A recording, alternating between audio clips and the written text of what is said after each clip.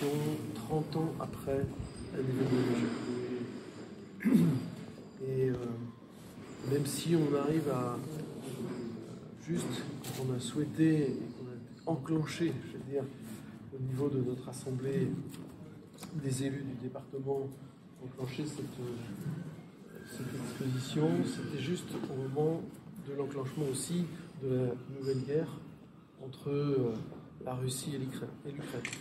Si bien qu'il y a un petit moment de flottement, mais nous avons tenu bon. Et je remercie Guillaume aussi d'avoir tenu bon pour que ce soir on puisse bien vous présenter cette exposition qui va être largement ouverte.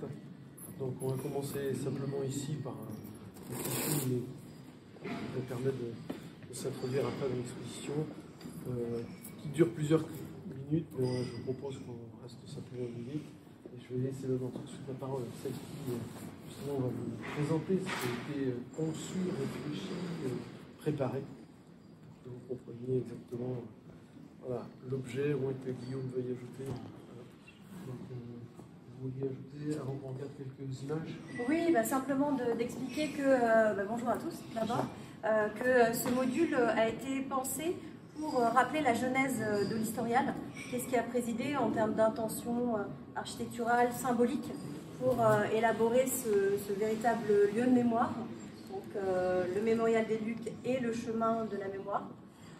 C'était aussi l'occasion de réinterroger, de réinterviewer des témoins de cette époque, notamment des artistes et l'agence Itinérance à travers Philippe Noir, le designer, qui a bien voulu nous prêter, même nous faire don, des dessins d'architectes et de ces esquisses préparatoires qui ont amené à ce beau projet du mémorial. Et je vous invite effectivement à regarder quelques minutes de ce film en mémoire de l'histoire du mémorial. Ce mémorial est une construction moderne, une œuvre d'art. On est sur une évocation sensible, artistique, du drame. C'est un lieu de recueillement très fort qui s'inscrit dans le domaine de la paix et non pas de la vengeance.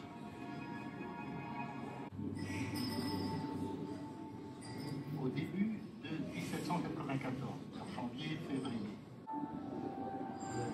dans l'idée du comité de salut public, il s'agit d'effacer de la terre ceux qui ont osé résister à la révolution, osé résister à la liberté qu'on leur apportait.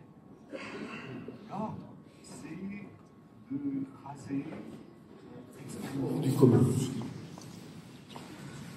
Bonsoir à toutes et à tous, c'est vraiment avec beaucoup de plaisir, je vous le dis très clairement, que nous vous accueillons ici à l'Historial, avec Guillaume Jean, notre président de la commission culturelle, et avec Mireille, qui est conseillère départementale de ce canton, Mireille Hermouet.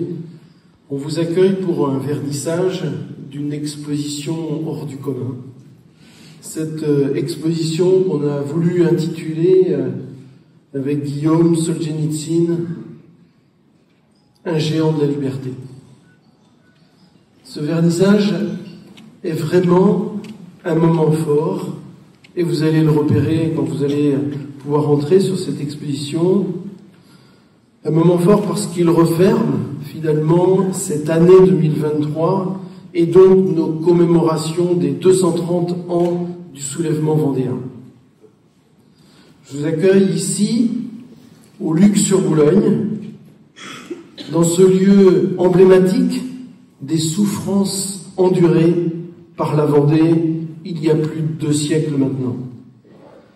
Ici, à cet endroit même où Solzhenitsyn a prononcé son discours de la Vendée. Un lieu que connaît bien aussi Ignat Solzhenitsyn, son 2e enfant. Il est venu ici en 2010 pour y donner un concert. Lui, le chef d'orchestre. Il est venu aussi quelques années avant, en 2005, à Esnay, pour inaugurer le collège qui porte le nom de son papa. Je sais qu'il pense à nous ce soir depuis les États-Unis.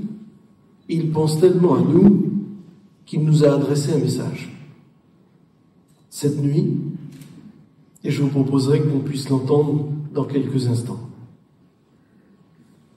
Ce soir, je souhaite aussi saluer 2 personnes avec qui j'ai eu l'honneur de siéger au sein de l'Assemblée départementale. C'était un binôme indissociable. Tous 2 ont beaucoup offert à notre chère Vendée. Je veux saluer en particulier ici donc mon prédécesseur, Philippe de Villiers, qui s'excuse de ne pouvoir être présent. Il est sur un plateau de télévision.